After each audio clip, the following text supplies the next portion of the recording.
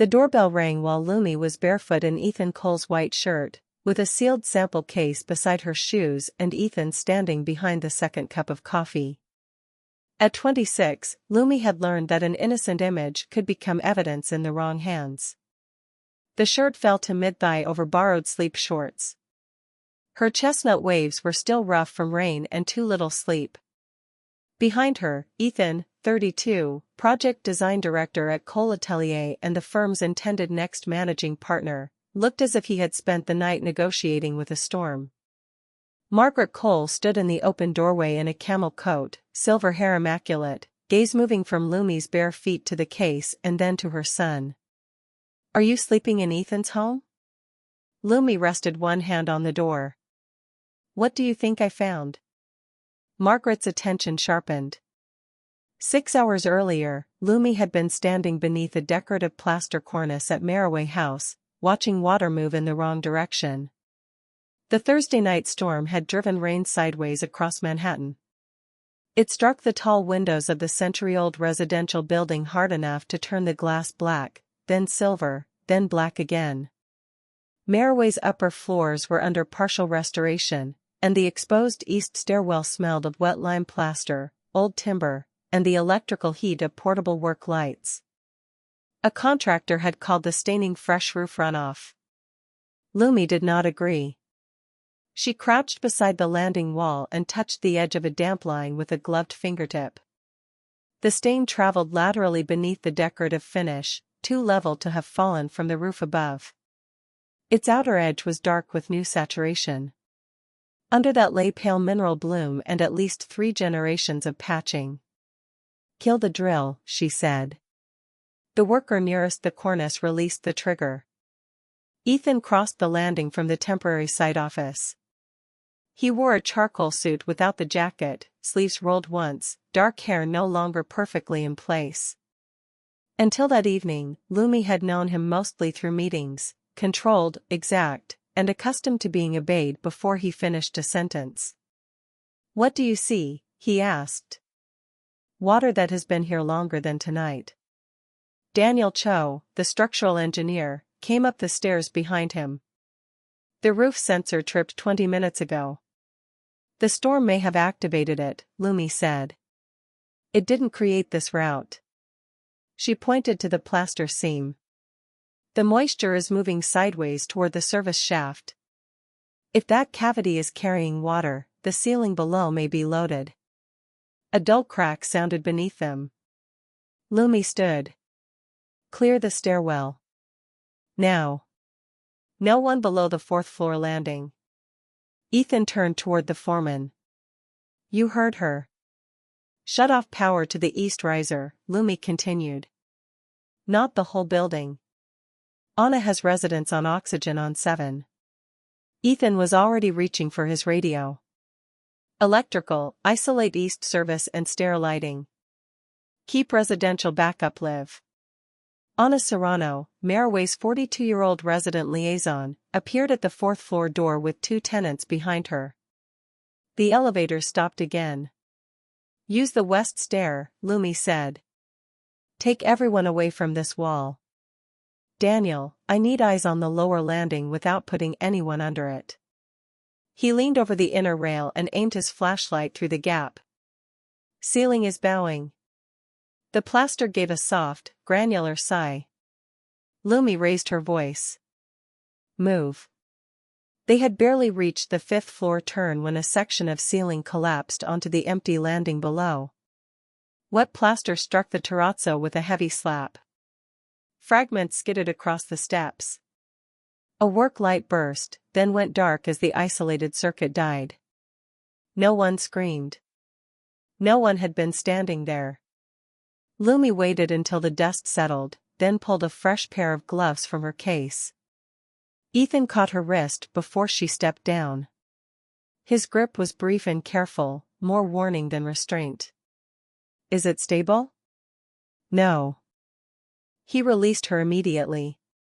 "That was the correct answer," she said. "Stay at the rail and light the surface.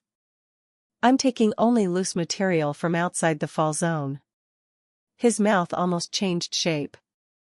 You make disobedience sound inefficient. It usually is. Daniel secured a camera pole over the landing while Lumi photographed the debris field from above. She dictated the time, location, weather, power isolation, witness names, and visible layers into her phone. The battery warning flashed 2%. Do you have a charger? Ethan asked. In my bag downstairs. I'll get it. No. The bag stays where it was logged. Ask Anna to bring the portable power bank from the site desk and record the handoff. He repeated the instruction without argument. That registered with her. Men with institutional authority often liked expertise until expertise gave him orders. Ethan seemed irritated by the danger, not by the fact that she had seen it first. When Daniel lowered a broken fragment into reach, Lumi slid it into a sterile evidence sleeve. Beneath the cream finish, the section showed a dark brown line of old adhesive, salt crystals, and a narrow rust-colored channel mark. Ethan angled the flashlight. That shape. He stopped. Lumi looked up. His pen had frozen above the field log. You recognize it? I recognize a construction method. From Marroway? His attention returned to the sample. I need to check a record. The answer was controlled too carefully. Before Lumi could press him, water struck metal somewhere inside the wall. A second later, the temporary access panel at the service corridor blew outward. They moved through the fifth-floor fire door into a narrow passage lined with pipes. Water sprayed from a failed coupling and ricocheted off the brick, turning the floor slick. Lumi pointed to a red-handled valve beyond the spray. Not that one, Daniel warned. That feeds domestic water. The blue stem behind it, Lumi said. Temporary roof bypass. Ethan stepped into the corridor. Wait. Lumi caught the back of his belt before his shoe hit the deepest water. Loose cable at the threshold. He looked down, shifted his foot, and followed the dry strip she indicated. Together they reached the bypass. Ethan braced the pipe while Lumi worked the stiff valve with both hands. The metal fought her, then turned. The spray weakened to a hard stream and finally a thin, angry hiss. When she straightened, the corridor was so narrow that Ethan's shoulder nearly touched hers. Rainwater had darkened his shirt at the collar. A shallow cut marked one knuckle. He did not crowd her or convert proximity into a claim. He took one step back, giving her the only dry space. Thank you, she said. For following directions? For doing it quickly. High praise. It is from me. The building's emergency alarm pulsed once, then fell silent. Somewhere beyond the service door, Anna was guiding residents toward the west stair. Lumi looked at the exposed pipe, the water track, and the rust line on the sample in her sleeve. The route was not a new leak. It was a buried system waking under pressure. And Ethan knew enough about it to be afraid. By midnight, the east stairwell was closed, the residents were accounted for, and the collapsed debris had been transferred under Daniel's witness signature. The subway lines nearest Marroway were suspended. Cabs kept canceling as flooded intersections multiplied downtown. Lumi's cream blouse and charcoal trousers were soaked through, streaked with plaster, and torn at one cuff. Anna had found a dry maintenance sweatshirt, but it smelled of solvent and was too small to close comfortably.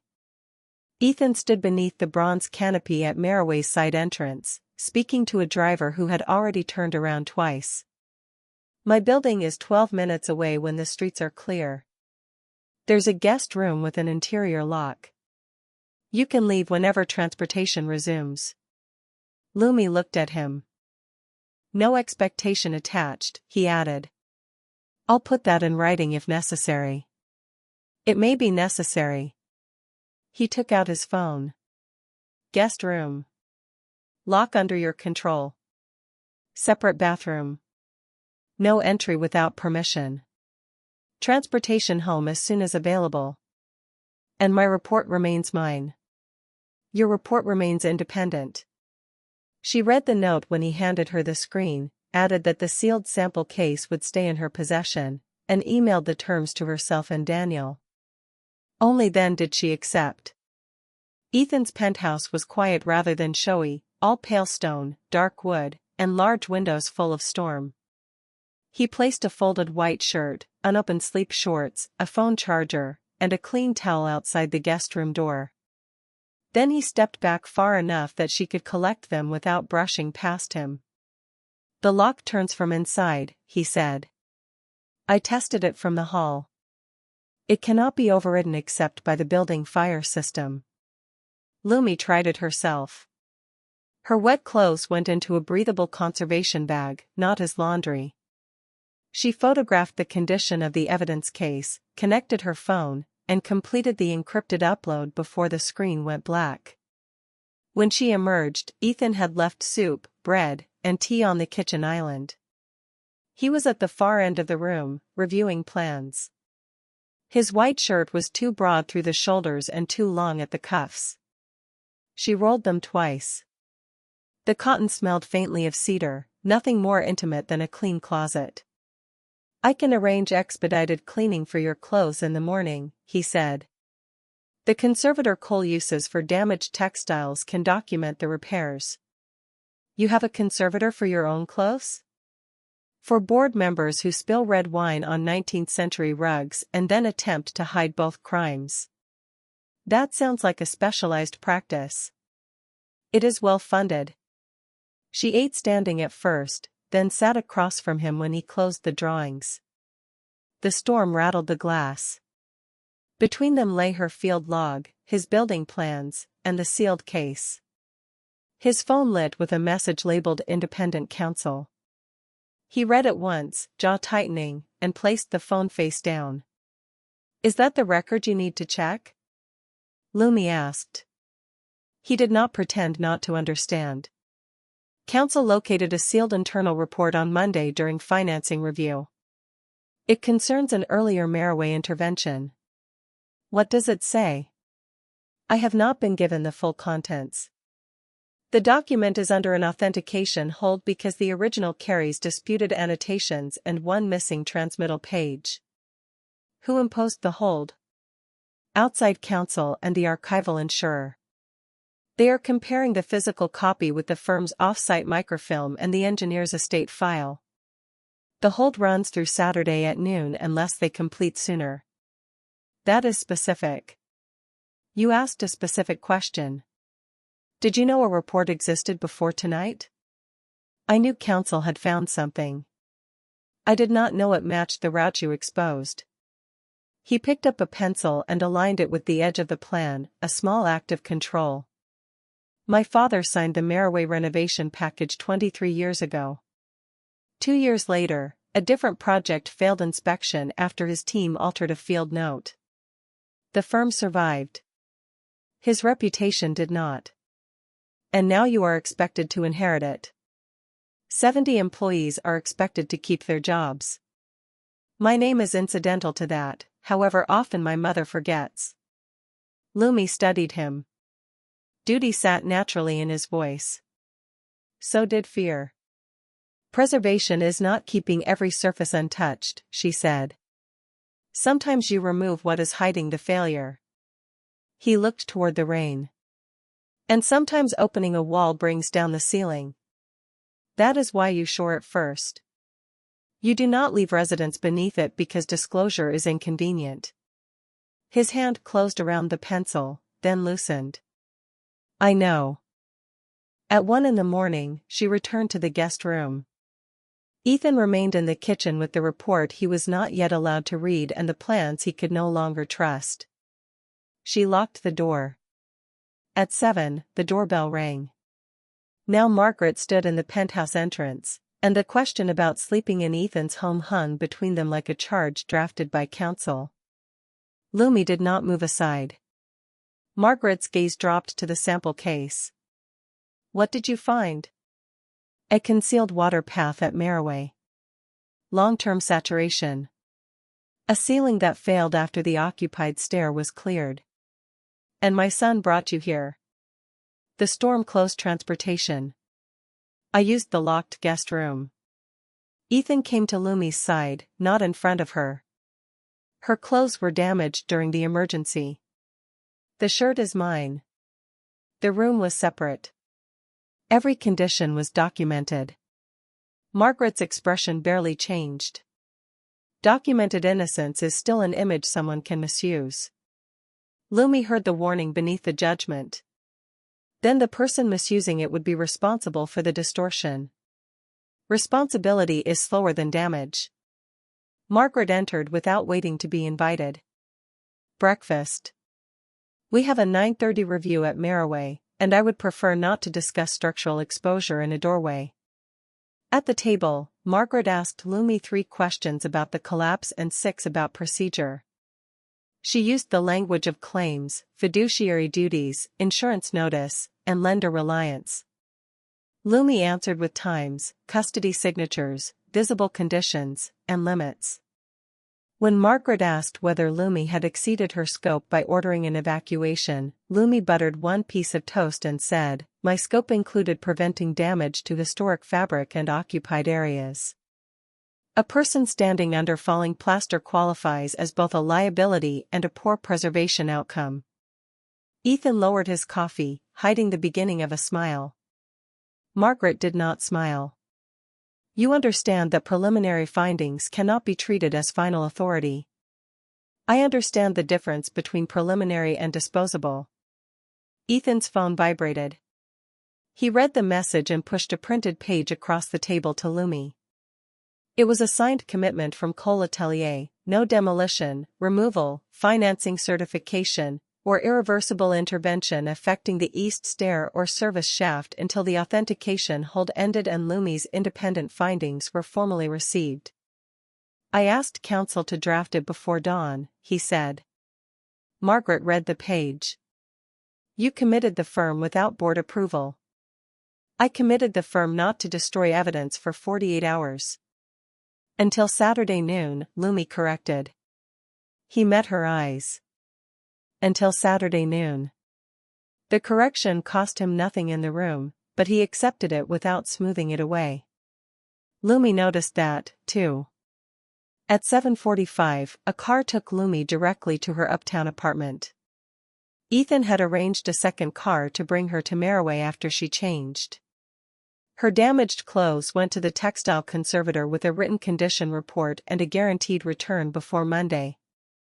At 9:28, Lumi entered Marroway in a deep burgundy raincoat over a fresh blouse and trousers.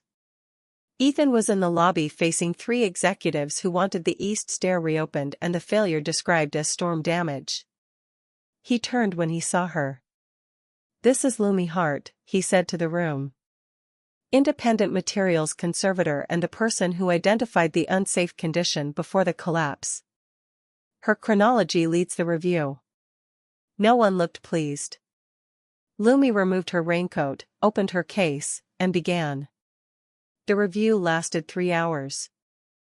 Lumi did not repeat every salt bloom and patch layer she had already logged. She organized the evidence by function. The mineral deposits established duration. The rust line indicated direction. The concealed channel shape suggested an abandoned drainage route. The collapse showed present risk. What remained unknown was who had ordered the route buried and whether the firm had been warned. One executive proposed removing the entire east stair finish before lenders visited on Monday. "That would erase the sequence of interventions," Lumi said. "It would also displace residents for a repair you have not designed. We cannot leave a failed ceiling in place." "I did not suggest leaving it. I suggest selective sacrificial removal, photographed on a fixed grid, with temporary shoring and phased access from the service side. Residents keep the west stair and elevator priority. The evidence remains readable." The executive looked at Ethan. "That schedule misses the certification deadline." Ethan studied Lumi's marked drawing. His own preliminary plan called for wider demolition. Adopting hers would mean withdrawing 2 days of work, paying for shoring, and telling the board that his sequence had been wrong. He capped his pen. Revised to Hart's method. The room went quiet. "Ethan," Margaret said, "your plan has already been priced." "Then price it again." "Her sequence protects residents and the record." He turned to Daniel. "Can the shoring be installed by 6? With another crew?" "Hire one." Lumi watched Ethan cross out his own demolition arrows, initial the change, and write her name beside the revision. He did not call it collaboration to dilute the source. He did not ask her to reassure him afterward. That was the first shift. The second came in the glass conference room late Friday afternoon. Outside, contractors carried shoring frames through the lobby. Inside, Ethan placed 4 documents on the table: the Monday discovery notice, Council's authentication protocol, the insurer's chain of custody receipt, and the signed no-action commitment from breakfast. "This is everything I am permitted to disclose before the hold ends," he said. The original report was found in a sealed project carton during lender due diligence. "My father's archive index lists a drainage study, but the transmittal page is missing. Council is comparing 3 sources. The estate engineer's copy is expected tomorrow morning." Lumi read each page. "Who controls the original?" "Outside counsel." "Not Margaret." "Not me." "And afternoon tomorrow?" "If authenticated, it must be entered into the project record. I have also signed instructions that you receive the unedited document trail at the same time I do." "You signed that voluntarily?" "Yes." "Why?" He looked through the glass toward the covered stairwell. "Because asking you to trust my summary would repeat the problem." There was no polished apology in the sentence. Only an accurate description of the next required action. Lumi folded the discovery notice along its existing crease. "I will continue independently." "I expect you to." On Saturday morning, Marroway smelled of timber shoring and fresh coffee. Lumi arrived before 8 to photograph the first controlled opening. Anna brought a folder from the Residents Association archives, maintenance complaints, handwritten superintendent notes, and a letter from 2003 describing water heard behind the east stair after heavy rain. "We kept copies because management kept losing originals," Anna said. Lumi built a chronology across the site table. She did not hunt for a dramatic confession. She matched dates, repair invoices, paint layers, and resident observations. A pattern emerged. The decorative enclosure had been rebuilt after an internal drainage channel was disconnected, but later moisture complaints had been treated as isolated leaks. Ethan arrived with Daniel and an independent records custodian. He read Anna's letter, then walked to the temporary barrier around the service shaft. "Open inspection bay 3, he told the crew. The foreman hesitated. "The board authorized only bay 1. I am authorizing 3 under the no-action commitment. Photograph every fastener before removal." He handed Anna's original letter to the custodian. "Independent custody. Scan a copy for Ms. Serrano and Ms. Hart. The original does not enter coal storage." This was new. No request for time. No controlled reassurance. A wall opened, and a record left his family's reach. Behind inspection bay 3, they found the vertical continuation of the rust line. Daniel confirmed that the old channel connected the roof overflow path to a concealed horizontal drain below the stair landing. Lumi's map had been correct. By noon, the shoring held, the resident route remained open, and every removed fragment had a numbered position on the photographic grid. Lumi signed the sample transfer to an independent laboratory and sealed her duplicate set. At 12:17, Ethan asked her to meet him in Marroway's document room. The room had no windows. Flat files filled one wall, and a long oak table stood beneath a single brass lamp. On it lay a scanned report, the original discovery log, the insurer's authentication statement, the engineer's estate copy, and a handwritten note from Jonathan Cole. Ethan remained by the door until Lumi entered. Then he placed his access card on the table between them. "The report is authenticated," he said. "The annotations are my father's." The estate copy supplied the missing transmittal page.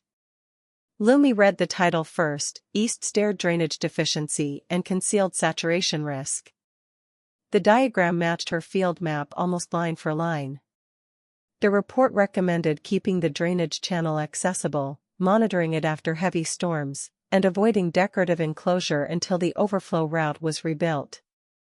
Jonathan's note softened the warning before it went to the client. It called the condition non-urgent and proposed review during a future capital cycle. That review had never happened. Ethan pushed a second folder toward her. The unedited trail. Internal messages, the archive index, counsel's notes, and the financing schedule. Nothing withheld. She opened it. One email showed Margaret asking whether the report could be treated as privileged lender material until after Monday's certification. Ethan had answered before dawn Friday, no physical intervention and no certification affecting the East Stair until Hart's report is received. Another message, written Thursday before the collapse, showed that he had known only the title and discovery date. He had not seen the diagram. Lumi looked up. "You could have shown me selected pages and called it transparency." "I considered it." The admission was quiet and unflattering. "What stopped you?" "You would have found the missing parts. Then I would have become another person making you prove the omission." The honesty altered something in her, though it did not erase the delay or the danger. She walked to the end of the table, where the diagram lay beside her own hand-drawn map. 2 days of attention had accumulated there: his obedience in the stairwell, the dry space in the corridor, the locked door, the public credit, the crossed-out plan, the independent custody, and now the pages he had once wanted to control. Ethan approached only far enough to stand across the corner of the table. "My father chose sequencing over disclosure," he said. "He believed he could repair the condition before anyone needed to know he had minimized it. I have spent most of my career insisting I am different from him." "Are you?" "I am trying to make the answer visible." Lumi saw the strain in his face and the discipline keeping him from asking her to relieve it. Private vulnerability was not proof. The documents were closer. She stepped around the table. Ethan's breath changed. He did not reach for her. Lumi touched 2 fingers to his open collar, giving him time to move away. He stayed where he was. She kissed him. It was brief at first, a deliberate contact shaped by rain, fatigue, and the dangerous relief of being met honestly.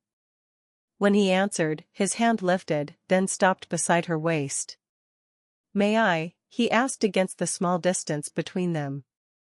"Yes." His palm settled lightly at her side.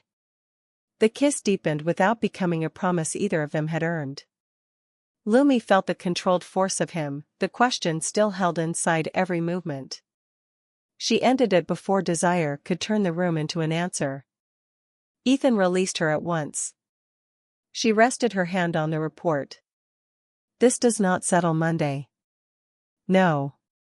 My independent findings go to the board, the residents, and the Preservation Authority. Your private disclosure does not purchase discretion." "I understand. Do not say that unless you intend to behave as if it is true." He picked up his access card, then set it beside the unedited file. "Keep the room open as long as you need." Lumi turned back to the documents. Ethan left without invoking the kiss. That was why it stayed with her. Sunday evening, Margaret hosted a board dinner in Cole Atelier's private dining room. The walls displayed photographs of restored theaters and libraries, each project framed as proof that the firm preserved more than buildings. Lumi arrived in a burgundy raincoat carrying her report in a plain black case. Her repaired cream blouse and charcoal trousers had been returned that afternoon with the torn cuff invisibly stabilized and every treatment documented. Ethan noticed the repair when he took her coat, but he said only, "Your place is beside Daniel. No one changes the technical order without your agreement." Margaret waited until the first course was cleared before addressing the report. "The lenders will accept a staged disclosure," she said. "Existing damage, temporary stabilization, further review. They will not accept language implying the firm knowingly concealed a documented risk." "The record implies it without my help," Lumi said. A board member slid a revised consulting amendment across the table. The fee was nearly double. Lumi did not touch it. "My fee is not the disputed material." Margaret's eyes cooled. The amendment compensates expanded scope. It also requires board approval before external distribution. My existing contract does not.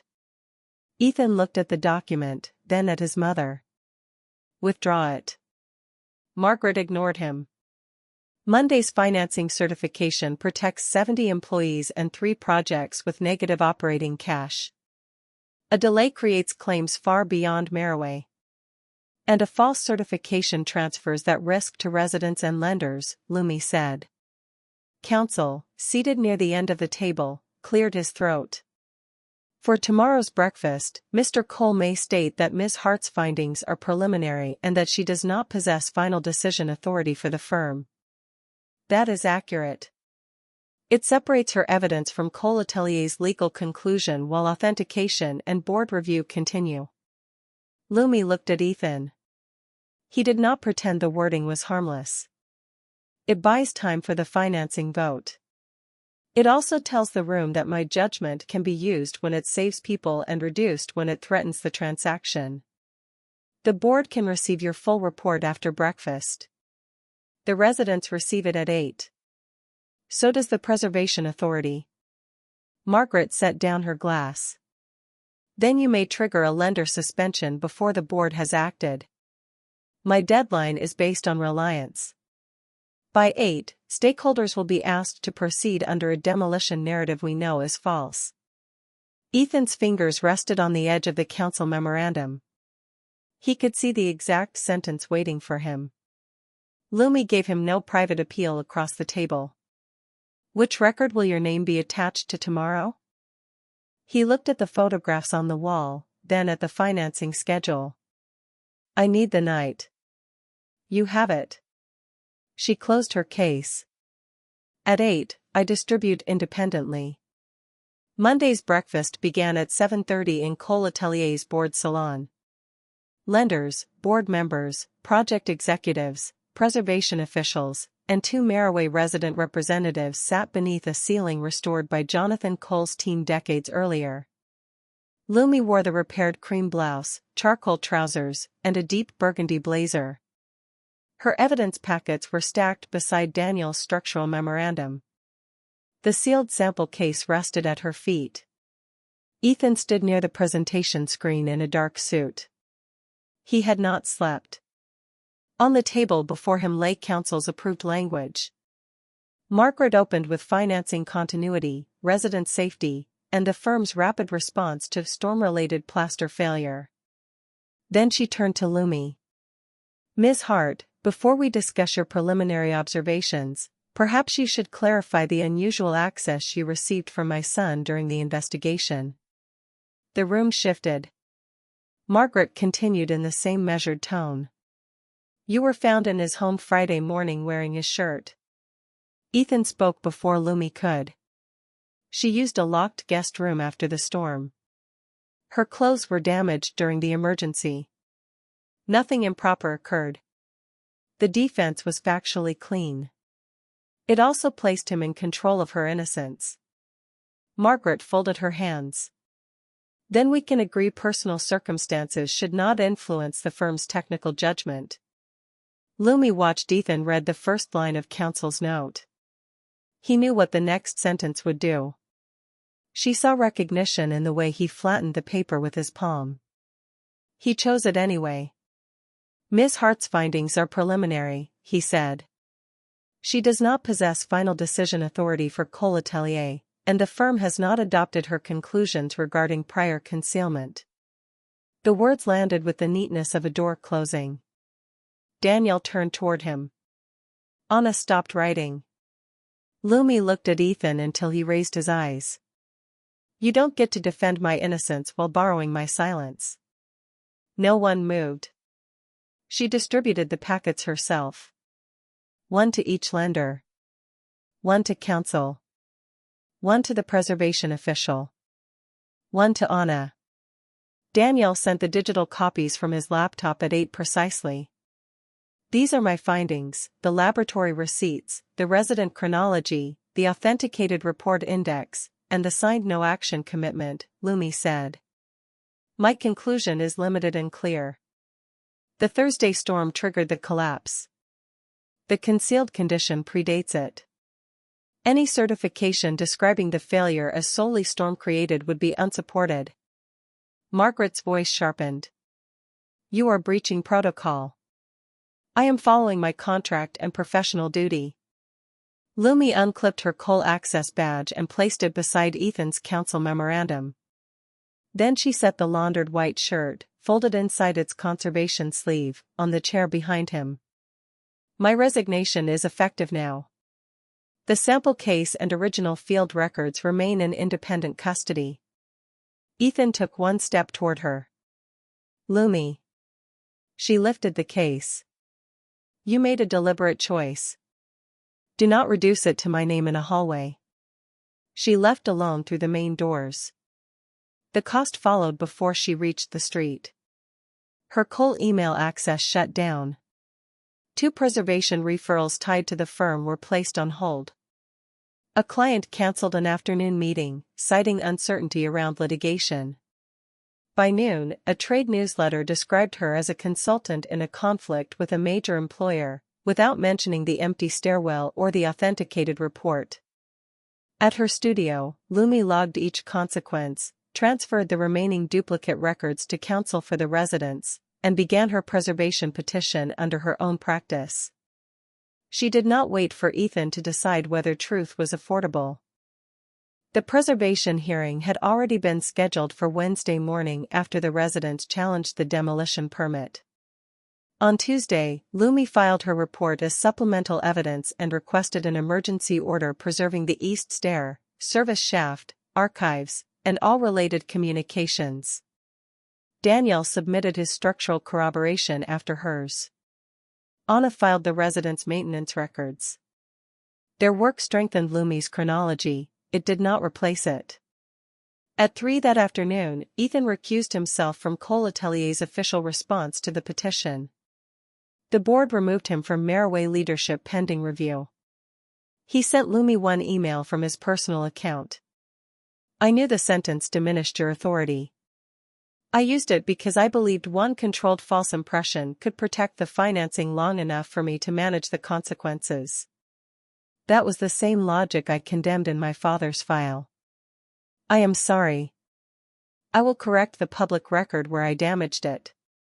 No reply is required. There was no request to meet, no mention of the document room kiss, and no attempt to make intent more important than effect. Lumi saved the email with the case record. Late Tuesday, outside counsel notified the hearing officer that the authentication hold had ended Saturday and that Ethan, as the person who had received the completed authentication package and directed the project during the relevant week, could testify in his personal capacity. Cole Atelier's lawyers objected to his speaking for the firm. He agreed that he would not.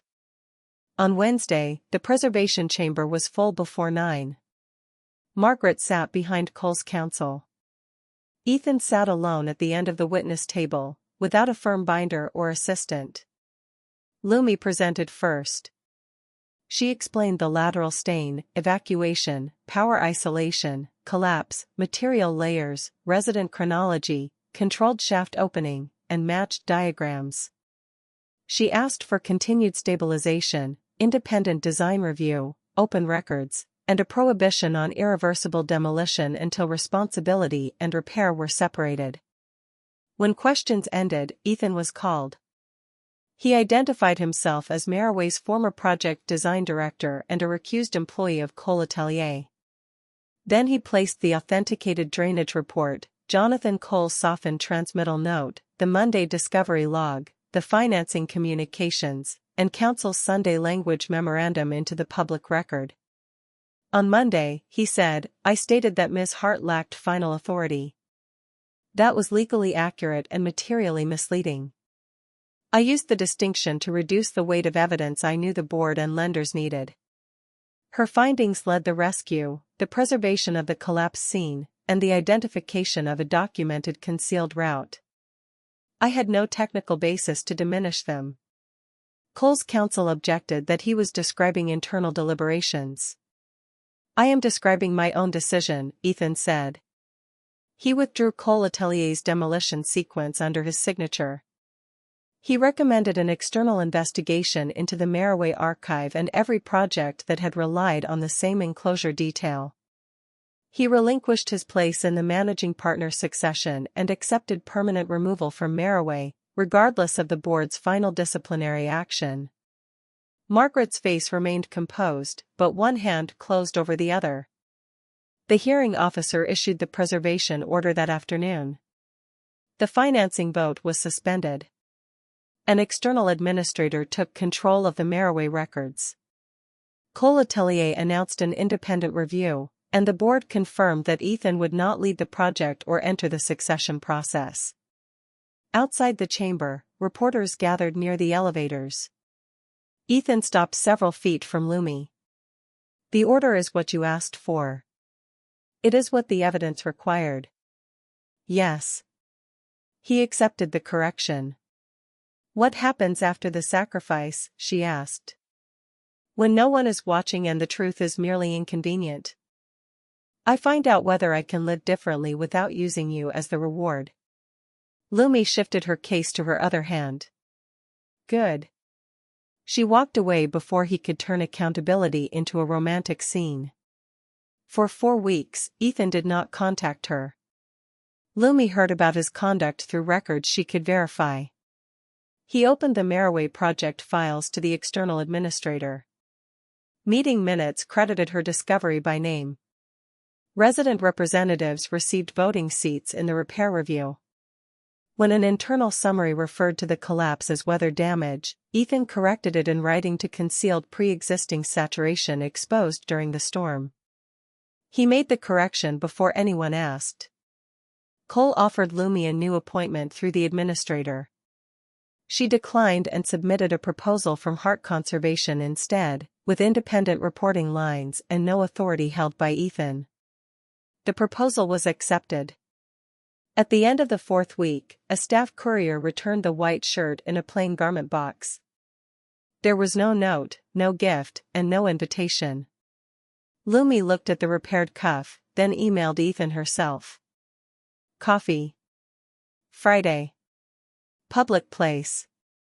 40 minutes. His reply came 6 minutes later. Thank you. I will be there.